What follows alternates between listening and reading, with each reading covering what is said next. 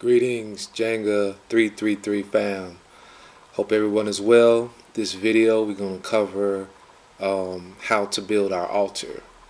Our altar is going to be our foundation to reach our spiritual guide, to connect with the higher spiritual unseen world that represents 95% of reality that we don't acknowledge in this Western society. So our altar is a place of communication, a place of reverence, of honoring and communicating with our ancestors, our spiritual guides that will help us manifest into the physical realm. Before anything can become physical, it must be a thought. It must be something that you can't see, touch, hear, taste, or smell. And from that thought develops and gathers all the materials needed in the spiritual or the unseen world in order to them to manifest in the physical. This is a science that's been lost. White people take this as magic, as voodoo, as something evil because they did not understand the science. They only can understand what you can see, hear, taste, touch, or smell. They are left brain dominant people of logic, of sequence, of boxes. Anything outside the box they don't know anything about, so they label as evil or bad or something to be avoided, especially if that force is used to work against their interests, i.e.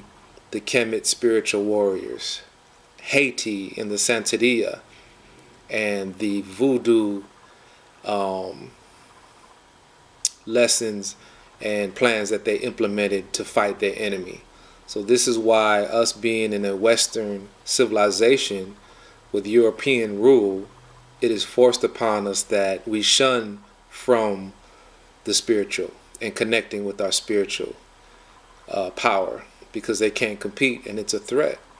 And we know this is a threat because they won't leave Haiti alone. Haiti is the only country that fought off the number one dog of European at that time, who was Napoleon, and Toussaint L'Ouverture beat him down from just rising as a slave, from shackles to defeating the most powerful man in the history of the world at that time, and forced him to sell the land in America, which became the Louisiana Purchase.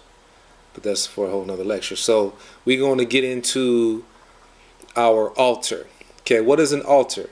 Description can be a place where offerings and sacrifices are made in order to connect and recognize our spiritual ancestors and guides. Okay, so altar is also short for alternate. What is alternate? To change, right? To change from beyond the physical. Okay, so now we're getting into a different set of rules, a change of not business as usual, but now a change from the norm, right? An alternate way of communicating, an alternate way of consciousness, an alternate way of obtaining power. Okay, it's an offering of choice. Again, the key word offering. Okay, it's a substitute to vary, an alternate way. So now you have in the definition of alternate, which comes from altar, you have an offering, a choice, a different way of doing things. And this is what's lacking in people of color all throughout the diasporas, that they took away our power, they took away our alternate way of communicating in consciousness with the world and connecting to the unseen. So our altar is the offering of an alternate way of consciousness besides the mundane left brain, see, hear, touch, taste, or smell. Okay, you feel me? So that's what we are.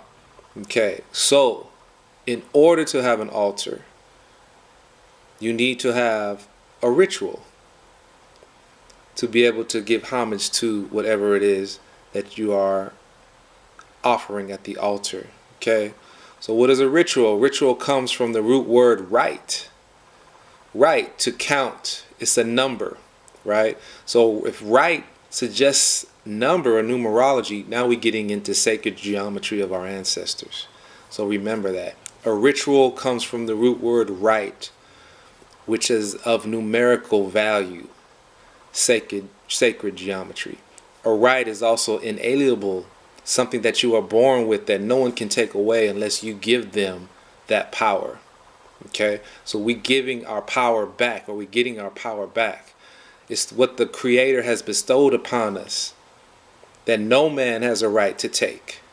It is our right through sacred geometry to manifest this power. So we do that through how? Rituals, okay? Rituals, which is a standard way of doing something to get a certain result. Okay, all right. So the ritual, now that we know what altar is and the ritual, now we got to understand what sacred is. What is sacred, right? Sacred is to consecrate, to set apart from the norm, right? To immortalize is another way of putting it. To anoint, okay? What is anoint? Anoint has to do with oil. What it really means, anoint means, the pineal gland secreting the melanin, the chemical called melanin, which is the God consciousness. And we anoint things, it meaning that we are releasing our melanin and we are interpreting our reality according to our higher consciousness. So that's what makes it sacred. It's the melanin interpretation of reality which makes it sacred. The anointing oil, right? The pineal gland secreting the chemical called melanin to anoint that which is sacred or holy. Okay? So these three things are what we need to start our altar. Altar, ritual, and knowing what is sacred. All right. So again, throughout history, this has been bastardized. We are taught that it is evil. It's something to shun. That's only because there's power with our connection into the spiritual realm. There's something that we have that we can pull from there that they don't want us to have access to because they don't. Right now, if we shun our spiritual sense and shut down our first eye, then it makes a level playing field for people of European descent because we have no go-to play. We have no other gear. We base our reality on their mundane world and the physiology of this world and not the spiritual, which is over 95% of energy is spiritual. And we have the capacity to decipher and use those energies if we raise our consciousness, if we take heed and give honor through our altar and through our rituals to that which is sacred. Okay? All starting with the first eye, the pineal gland. The pineal gland, which secretes melanin, which is a chemical that supercharges any energy that it comes in contact with. Okay, the pineal gland also has cones just like your two eyes here because it sees the unseen. It's called the first eye and not third eye because when you were born, when you were made, the pineal gland came way before your two other eyes did. It's the first eye. In Kemetic mythology, it definitely tells you that that's the case. Okay, so we got to reawaken and reopen our first eye that can see into the spiritual realm, which gives off a byproduct of intuition, of inspiration, of a sixth sense, and all those things that we say, or being in the zone if you're an athlete playing a game where you do things and you don't know why you did it or how you did it, or it comes off as an adrenaline rush, or a mother seeing their child pinned under the car and having superhuman strength to lift the car to save her child, or a mother knowing that something is wrong with their child. These are all aspects of the first eye, which was given to us and we have shut it down. Okay, so our altars, our rituals, which we make sacred, are in honor of the spiritual realm, which we have access to if we open up our first eye, secrete the melanin to anoint that which we see in order to use it for our freedom. Peace.